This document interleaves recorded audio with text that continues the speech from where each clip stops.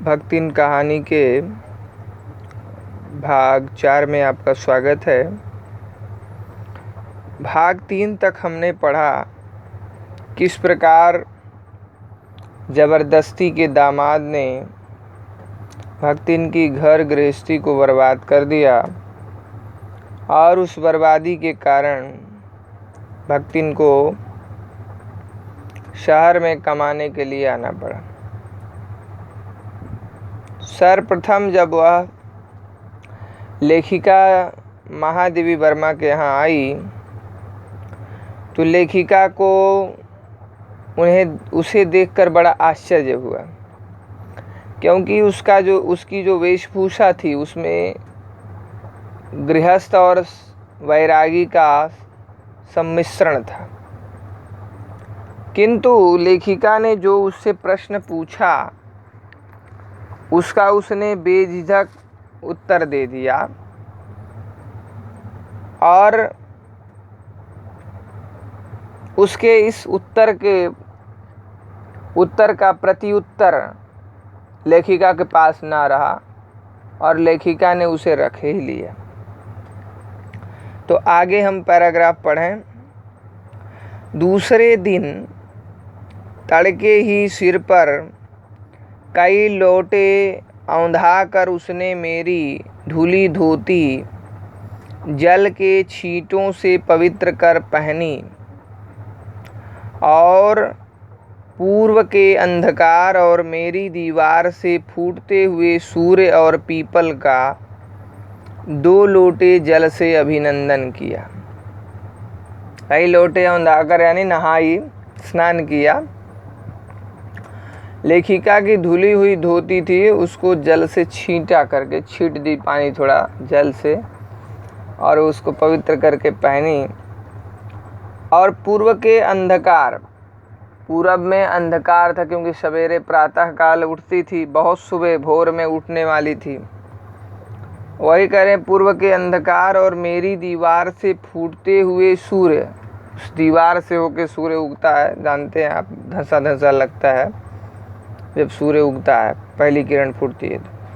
और पीपल का यानी पीपल का भी पेड़ जो है था, तो उन दोनों का 2 लोटे जल से अभिनंदन किया। 2 मिनट नाक दबाकर जप करने के उपरांत जब वह कोयले की मोटी रेखा से अपने साम्राज्य की सीमा निश्चित कर चौके में प्रतिष्ठित हुई, तब मैंने समझ लिया कि इस सेवक का साथ टेढ़ी खीर है, क्योंकि भक्तिन जो है छुआछूत मानती थी, भोजन की पवित्रता मानती थी। इसलिए उसने क्या किया, कोयले की से जो है एक मोटी रेखा बना ली और अपना चौके की एक सीमा निश्चित कर दी कि इसके अंदर ही उसे रहना है और इसके भीतर कोई प्रवेश नहीं कर सकता। तो अपने साम्राज्य की सीमा निश्चित कर चौके में प्रतिष्ठित हो गई, जम गई। तब मैंने समझ लिया, लेखिका कह रहे हैं कि समझ लिया इस सेवक का साथ टेढ़ी खीर है, यानी जिसको समझ पाना बड़ा कठिन होता है। अपने भोजन के संबंध में नितांत वीतराग होने पर भी मैं पाक विद्या के लिए परिवार से प्रख्यात हूँ और कोई भी पाक कुशल दूसरे के काम में नुक्ताचीनी बिना किए रह नहीं सकता। पर जब छूत पाक पर प्राण देने वाले व्यक्तियों का बात पर भूखा मरना स्मरण हो आया और भक्तिन की शंकाकुल दृष्टि में छिपे हुए निषेध का अनुभव किया, तब कोयले की रेखा मेरे लिए लक्ष्मण के धनुष से खींची हुई रेखा के समान दुर्लंघ्य हो उठी। बता रही हैं कि वो वीतराग है, नितांत वीतराग है, यानी खाने को लेकर के उनका कोई विशेष शौक नहीं है, जो मिलता है सो खा लेती हैं। ये महादेवी जी अपने बारे में बता रही हैं। लेकिन कह रहे हैं फिर भी मैं पाक विद्या के लिए, पाक भोजन को संस्कृत में पाक बोलते हैं, पाक शास्त्र जो भोजन बनाने विधि है, भोजन की कला, पाक शास्त्र, पाक विद्या भोजन बनाने की कला करें, उसके लिए मैं परिवार से प्रख्यात हूँ, यानी अच्छा खाना बना लेती हैं, बहुत कुछ जानती हैं। तो इसलिए कह रहे हैं कि कोई भी पाक कुशल है, खाने के बारे में जानता है, एक्सपर्ट है, तो दूसरे के काम में थोड़ा नुक्ताचीनी करना यानी उसकी आलोचना करेगा, थोड़ा बताएगा ये अच्छा नहीं हुआ, ऐसे नहीं हुआ है, वही करें। ये ऐसा कोई रह ही नहीं सकता। लेकिन करें जब मुझे ये मालूम हो गया कि यह छूत पाक पर प्राण देने वाले, यानी छूत अछूत, छूत वाला जो भाग आ गया कि भोजन जो है दूषित हो गया, छू आ गया, तो ऐसे में वो कह रही हैं कि उनको याद हो गया कि ऐसे लोग बात बात पर भूखे मर जाते हैं, यानी खाना नहीं खाते हैं। उनको अगर लगता है कि खाना जो है छूत हो गया है, यानी किसी ने रसोई में जो है बिना पवित्रता के प्रवेश किया है, तो कह रहे हैं कि यह उनको याद हो गया और भक्तिन की शंकाकुल दृष्टि में छिपे हुए निषेध का उन्होंने अनुभव कर लिया। और जो कोयले की रेखा उसने खींची थी उसको बता रही हैं कि उनको वह रेखा पार करना उसी तरह असंभव हो गया जैसे लक्ष्मण की रेखा हो। दुर्लंघ यानी जिसे लांघना कठिन हो, क्रॉस करना।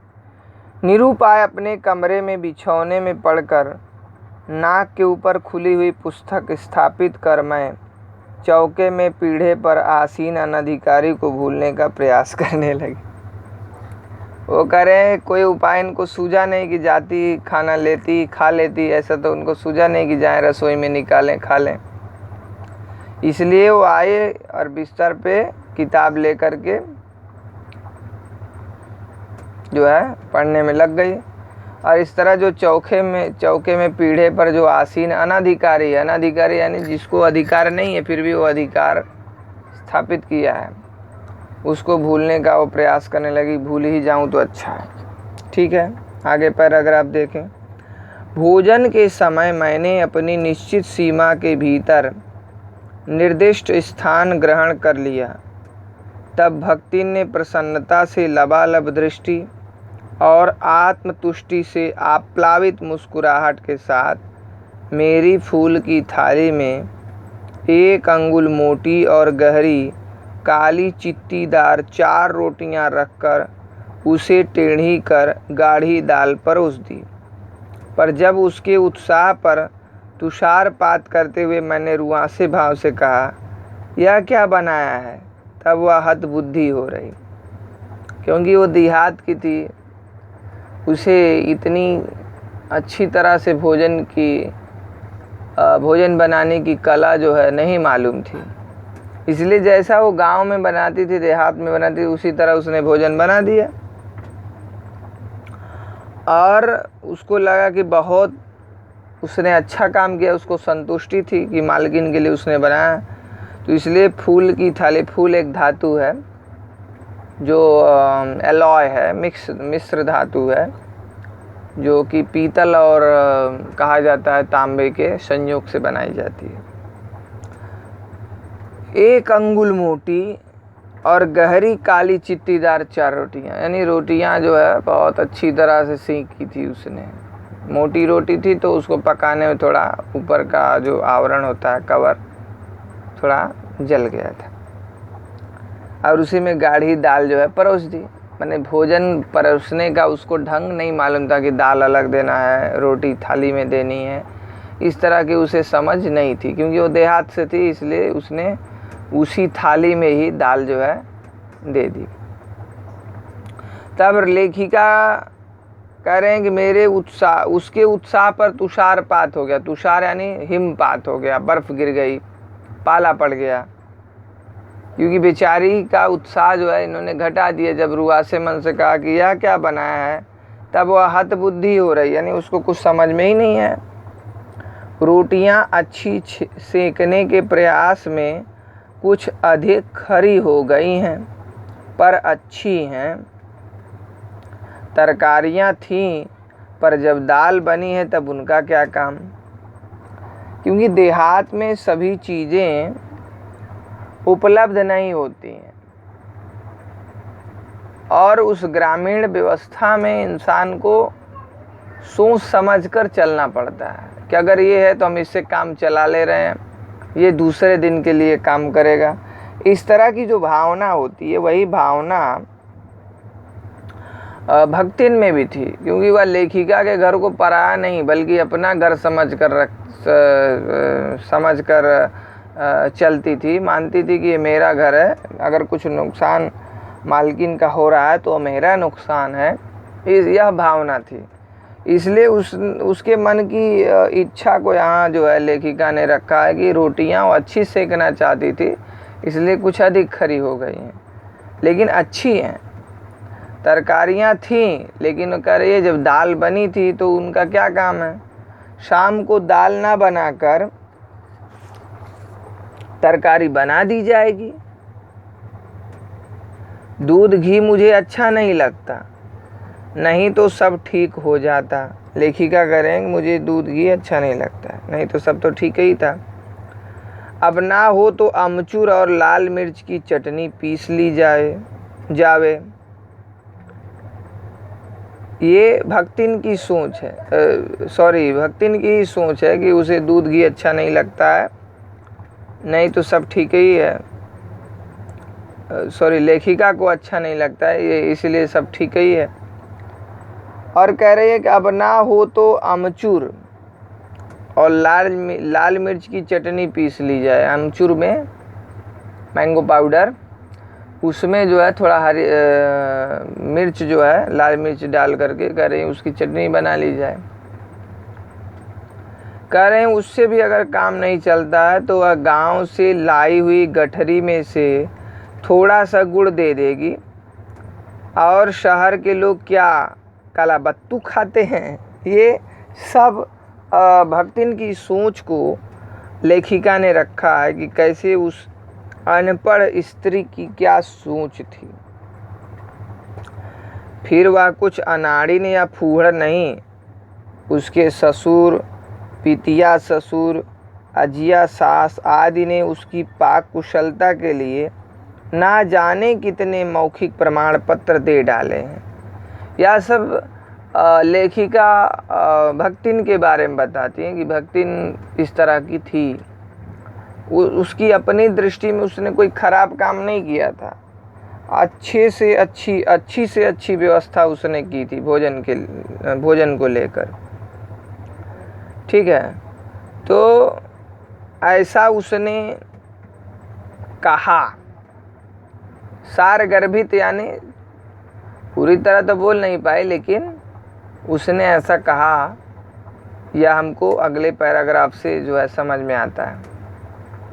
भक्तिन के इस सारगर्भित लेक्चर का प्रभाव यह हुआ कि मैं मीठे से विरक्ति के कारण, बिना गुड़ के और घी से अरुचि के कारण रूखी दाल से एक मोटी रोटी खाकर बहुत ठाठ से यूनिवर्सिटी पहुंची और न्याय सूत्र पढ़ते पढ़ते शहर और देहात के जीवन के इस अंतर पर विचार करती रही।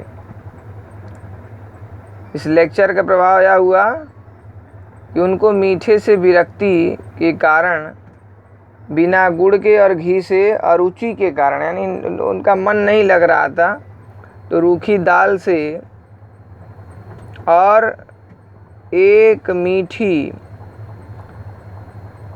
मोटी रोटी खाकर बहुत ठाठ से यूनिवर्सिटी जो है वो पहुंची और न्याय सूत्र पढ़ते पढ़ते शहर और देहात का जो जीवन होता है इसके अंतर पर विचार करती रही। हम जानते हैं शहर और देहात के जीवन में क्या अंतर होता है।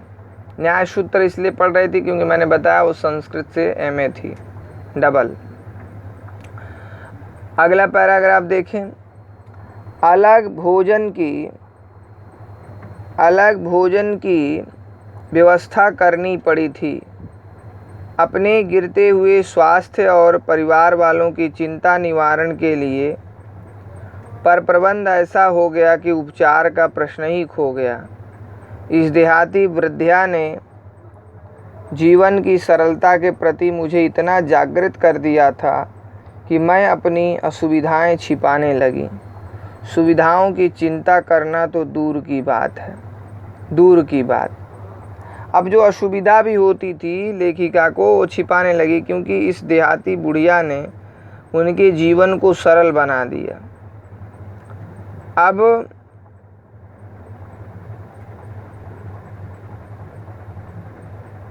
कह रहे हैं कि अलग भोजन की व्यवस्था करनी पड़ी थी, क्योंकि उनका स्वास्थ्य और गिर रहा था, तबीयत खराब हो रही थी, परिवार वालों की चिंता को निवारण करना था, परिवार वाले भी परेशान थे।